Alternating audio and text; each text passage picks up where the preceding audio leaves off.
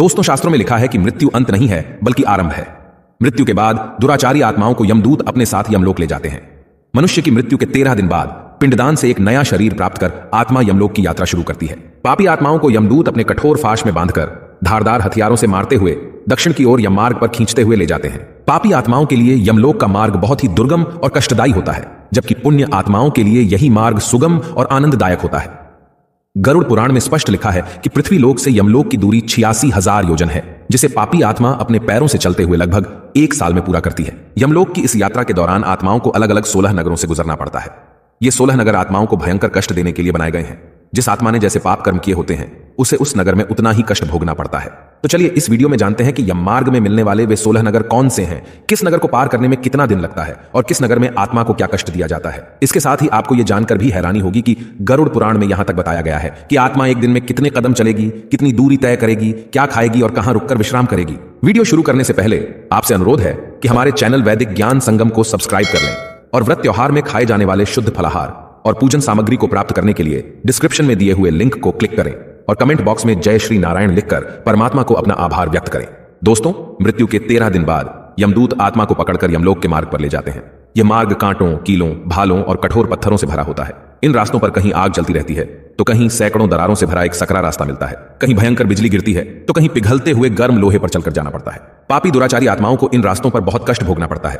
पूरे रास्ते भर पापी आत्मा दर्द से चिल्लाती रहती है, लेकिन यमदूत बिल्कुल भी दया नहीं करते, बल्कि वे उस आत्मा को और भी बेरहमी से खींचने लगते हैं। जब कोई पापी मनुष्य यमलोक के मार्ग पर जाता है तो अत्यधिक गर्मी से उसका शरीर जल जाता है। तकलीफ और भूख से वह इतना कमजोर हो जाता है कि उसका चलना भी मुश्किल होता है। पापी आत्मा को उसके कर्मों के अनुसार विभिन्न प्रकार के जानवर काट लेते हैं। चील, कौवा, गिद्ध आदि खतरनाक पक्षी उसके अंगों को काट काट कर खाने लगते हैं, जिससे पापी आत्मा व्याकुल हो जाती है। गरुड़ पुराण में भगवान विष्णु ने पक्षीराज गरुड़ को बताया है कि यमलोक और मृत्यु लोक के बीच की दूरी 86,000 योजन है। जीवात्मा प्रतिदिन अधिक से अधिक 247 योजन का मार्ग तय करती है। इस प्रकार यमलोक तक की दूरी आत्मा 348 दिनों में पूरी कर लेती है। इस यात्रा के दौरान जीवात्मा सौम्यपुर, सौरीपुर, नागेंद्र भवन, गंधर्वपुर, शैलागम, क्रौंचपुर, क्रूरपुर, विचित्र भवन, बहवापदपुर, दुखदपुर, नानकरंदपुर, सुतप्त भवन, रौद्रपुर, पयोवर्षण, शीताध्याय और बहुभीतिपुर से होकर गुजरती है। यम मार्ग में मिलने वाले ये 16 नगर बेहद खतरनाक और कष्टदायक हैं। इनमें सबसे पहला नगर है सौम्यपुर। इस रमणीक नगर में प्रेतों के महान गण रहते हैं। यहाँ पुष्पभद्रा नाम की नदी बहती है।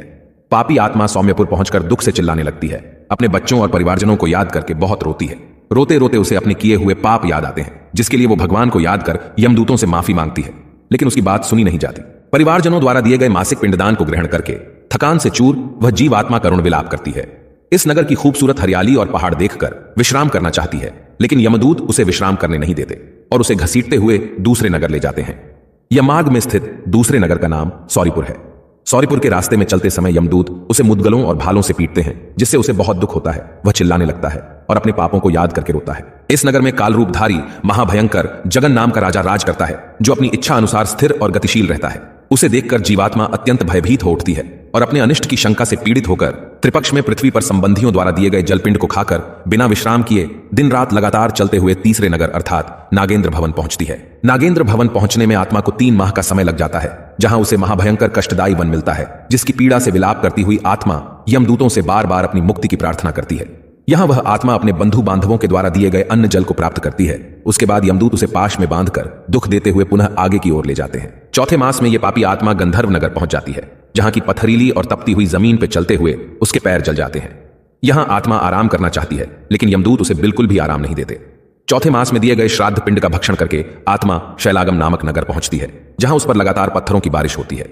पत्थर लगने से उसका पूरा शरीर चोटिल हो जाता है। कष्ट में जमीन पर गिरी हुई आत्मा यमदूतों से बार बार प्रार्थना करती है। तब यमदूत उससे कहते हैं कि जीवित रहते हुए तुमने ज्ञान का मार्ग अपनाया नहीं, ना ही योग या भक्ति के मार्ग पे चले और ना ही अच्छे कर्म किए, तो अब अपने कर्मों के फल भोगो।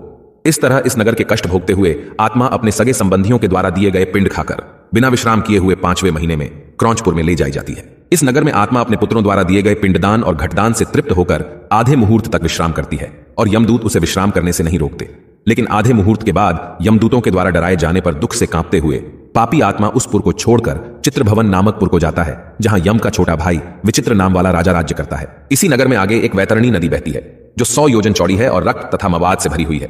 जैसे ही वह पापी आत्मा इस नदी के किनारे पर पहुंचती है, उसे एक नाव दिखती है, जिसे एक कैवर्त चलाता है। नाव पर सवार नाविक आत्मा से पूछता है कि यदि तुमने पृथ्वी पर गाय का दान किया है तो तुम इस नाव पर बैठकर खुशी से इस नदी को पार कर सकते हो। दोस्तों, जिस व्यक्ति ने जीवित रहते हुए योग्य गाय का दान नहीं किया होता, मृत्यु के बाद आकाश मार्ग से चलने वाले दूत उसके मुख में कांटा फंसाकर मछली की भांति उसे खींचते हुए वैतरणी नदी पार कराते हैं। वहां छठे महीने का पिंड खाकर अत्यधिक भूख से पीड़ित होकर आत्मा विलाप करती हुई आगे के रास्ते पर चल देती है। 7वें मास में वह बहवापतपुर को जाती है और वहां अपने पुत्रों द्वारा दिए हुए सप्तम मासिक पिंड को खाती है। रास्ते में यमदूत उसे फिर से पीटने लगते हैं और कहते हैं कि तुमने पृथ्वी पर कोई भी अच्छा काम नहीं किया, इसलिए अपने कर्मों के अनुसार ही फल भोगो। इसके बाद वह पापी आत्मा उस पुर को पार कर दुखद नामक पुर में पहुंचती है, जहां आकाश मार्ग से जाती हुई वह महान दुख प्राप्त करती है। रास्ते में यमदूत उस पर अपने अस्त्र शस्त्रों से प्रहार करते हैं, जिससे वह बार बार दर्द से कराहने लगती है। पापी आत्मा यमदूतों से कहती है कि पाप करते समय मेरे सगे संबंधियों ने, मेरी पत्नी या मेरे माता पिता, किसी ने मुझे नहीं रोका। सबने केवल पैसा देखा। वो पैसा मैंने किन गलत कर्मों से कमाया, ये किसी ने नहीं देखा। काश मैं उन बुरे कर्मों से बच पाता तो मेरी यह दुर्दशा नहीं होती। इस तरह विलाप करते हुए वो आत्मा ग्लानि से रोती है और पिंडदान को ग्रहण कर मार्ग पर आगे बढ़ जाती है। यमदूत पापी आत्मा को लेकर 9वें मास में नाना क्रंदपुर पहुंचते हैं। वहां क्रंदन करते हुए अनेक भयावह क्रंदगणों को देखकर आत्मा बहुत दुखी हो जाती है।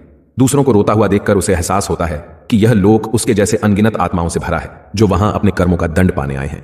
पापी आत्मा भी अपने कर्मों को सोचकर आत्मग्लानि से भर जाती है, लेकिन यमदूतों से प्रश्न भी करती है कि अगर मृत्यु के बाद इतने कष्ट मिलते हैं तो अगले जीवन में वो याद क्यों नहीं रहते, क्योंकि अगर याद रहेंगे तो मनुष्य गलत कर्म करेगा ही नहीं। यमदूत उसे बताते हैं कि इसीलिए जीवन में मनुष्य को कष्ट दिए जाते हैं, ताकि वह भगवान की शरण में आ सके, धर्म ग्रंथों की सीख को अपने जीवन में उतार सके। लेकिन पापी मनुष्य ऐसा करने के अतिरिक्त उस समस्या से निकलने का गलत मार्ग अपनाता है और पाप कर्म कर बैठता है। इसके बाद यमदूतों के द्वारा डराए जाने पर पापात्मा उस पुर को छोड़कर 10वें महीने में अत्यंत कठिनाई से सुतप्त भवन नामक नगर में पहुंचती है। वहां पुत्रादि से पिंडदान और जलांजलि प्राप्त करके भी सुखी नहीं होती। 11वां मास पूरा होने पर वह रौद्रपुर को जाता है और वहां भी पुत्रादि के द्वारा दिए हुए 11 मासिक पिंड को खाता है। 11.5 मास बीतने पर वह जीव पयोवर्षण नामक नगर में पहुंचता है। यह नगर जीवों को डराने वाले बादलों से भरा हुआ है। वहां प्रेतों को दुख देने वाले बादल घनघोर वर्षा करते हैं, डराने वाली भयंकर बिजली गिराते हैं। डरी हुई आत्मा को यमदूत और भी डराते और मारते हैं। पापात्मा दुखी होकर स्वजनों द्वारा दिए गए मासिक पिंड खाती है, लेकिन उसकी भूख नहीं मिटती। भूख से पीड़ित आत्मा चिल्लाकर जोर जोर से विलाप करती है, लेकिन यमदूत उसकी एक नहीं सुनते हैं और उसे घसीटते हुए मार्ग पर आगे ले जाते हैं। इसके बाद वर्ष पूरा होने पर वह जीव शीताढ़ नामक नगर को पहुंचता है। इस नगर में हिम से भी 100 गुनी अधिक ठंड पड़ती है, जिससे उसके हाथ पैर ठंड से जकड़ जाते हैं। उससे चला नहीं जाता, वह बार बार गिर पड़ता है। ठंड से दुखी तथा भूख से पीड़ित वह जीव इस आशा से 10 दिशाओं में देखता है कि शायद कहीं कोई उसके नाते रिश्तेदार हों जो उसके दुख को दूर कर सकें। तब यम के दूत कहते हैं, तुम्हारा ऐसा पुण्य कहां है कि तुम्हें इस ठंड से मुक्ति मिले। फिर वार्षिक पिंड को खाकर वह जीव धैर्य धारण करता है। उसके बाद वर्ष के अंत में यमपुरी के निकट पहुंचने पर वह प्रेत बहुभीतिपुर में जाकर हाथ भर माप के अपने शरीर को छोड़ देता है। इस प्रकार एक हाथ का जो शरीर उसे मृत्यु के बाद 13 दिन के पिंडों से मिला था, जिस पर उसने इतने कष्ट सहे थे, बहुभीतिपुर में उसका अंत हो जाता है। इस बात को बताते हुए भगवान विष्णु गरुण से कहते हैं, हे पक्षीराज, इसके बाद फिर से अपने कर्मों का भोग करने के लिए उसे अंगुष्ठ मात्र अर्थात अंगूठे के आकार का वायु स्वरूप यातना देह प्राप्त होता है, जिसे यमदूत कठोर बंधनों से बांधकर कष्ट देते हुए अपने साथ यमलोक ले जाते हैं। यमलोक में प्रवेश करने के लिए चारों दिशाओं में 4 द्वार हैं। पापी आत्माओं को दक्षिणी द्वार से अंदर ले जाकर चित्रगुप्त और यमराज के समक्ष प्रस्तुत किया जाता है, जहां उनके कर्मों का हिसाब होता है और उन्हें अलग अलग नरकों में कष्ट पाने के लिए भेज दिया जाता है। तो दोस्तों, यह थी यम मार्ग में आने वाले 16 नगरों की विस्तृत जानकारी। यदि आप व्रत त्योहार में खाए जाने वाले शुद्ध फलाहार और पूजन सामग्री को प्राप्त करना चाहें तो डिस्क्रिप्शन में दिए हुए लिंक को क्लिक करें। अगर यह वीडियो आपको अच्छी लगी हो तो वीडियो को लाइक करें और अपने बंधु बांधवों को शेयर करें, और ऐसे ही वीडियोस को देखने के लिए हमारे चैनल वैदिक ज्ञान संगम को सब्सक्राइब करें। सर्वे शुभम भवतु। आइए मिलते हैं अगली वीडियो में।